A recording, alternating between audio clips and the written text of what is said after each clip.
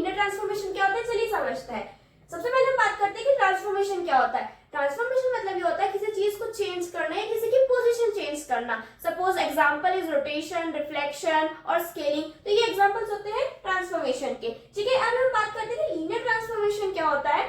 और ट्रांसफॉर्मेशन ये हमारे पास, हम इस तरह से हमारे ट्रांसफॉर्मेशन को रिप्रेजेंट करते हैं, is said to be linear if it satisfies the दो properties. What are two properties? First is additivity and second is the homogeneity. मतलब कि अगर हमारे पास जो ट्रांसफॉर्मेशन है, अगर वो दो प्रॉपर्टीज को सेटिस्फाई करेगा तब हम उसको क्या बोलेंगे, लीनियर ट्रांसफॉर्मेशन। अब जो एडिटिविटी की प्रॉपर्टी होती है वो इस तरह से होती है, u और v का अगर हम ट्रांसफॉर्मेशन को ऐड करें या फिर हमको सेपरेटली ट्रांसफॉर्मेशन को ऐड करें तो उनका जो सम आएगा वो क्या आना चाहिए, इक्वल आएगा।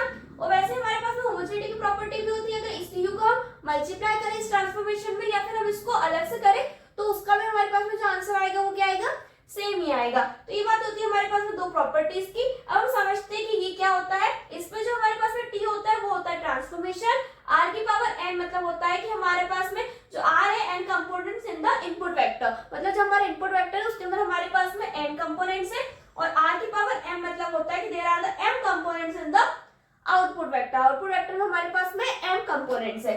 देन अब इसके हम एग्जांपल से भी समझ लेते हैं।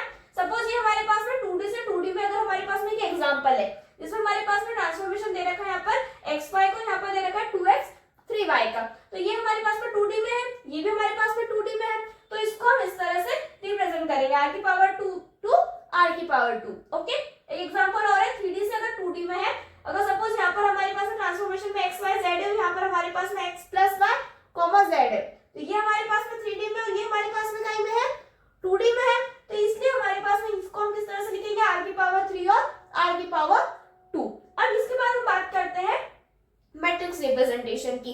अब यहाँ पर टॉपिक क्या है, matrix representation of linear transformation. Linear transformation को हम मैट्रिक्स रिप्रेजेंट में कैसे करते हैं। तो देखो हमारे पास में दो तरीके होते हैं मैट्रिक्स रिप्रेजेंटेशन करने के। कौन कौन से दो तरीके होते हैं, एक होता है स्टैंडर्ड बेसिस और एक होता है non standard basis. Standard basis में हमारे पास में वैल्यूज फिक्स होती हैं जिसको हम यूज कर हमारे मैट्रिक्स रिप्रेजेंटेशन कर सकते हैं, और नॉन स्टैंडर्ड बेसिस में हमारे पास में क्वेश्चंस में हमें वैल्यूज गिवन होती है कि हमें किस वैल्यूज को लेकर हमारे क्वेश्चंस में लीनियर ट्रांसफॉर्मेशन का मैट्रिक्स रिप्रेजेंटेशन करना है। तो अगर आपको इस टॉपिक का फुल एक्सप्लेनेशन चाहिए विद एग्जांपल्स तो मैंने इस पर डिटेल वीडियो बनाया है, लिंक डिस्क्रिप्शन में, वहां से आप उसको देख सकते हैं। और इस टाइप के एग्जाम ओरिएंटेड कंसेप्ट चैनल को सब्सक्राइब करना ना भूलें।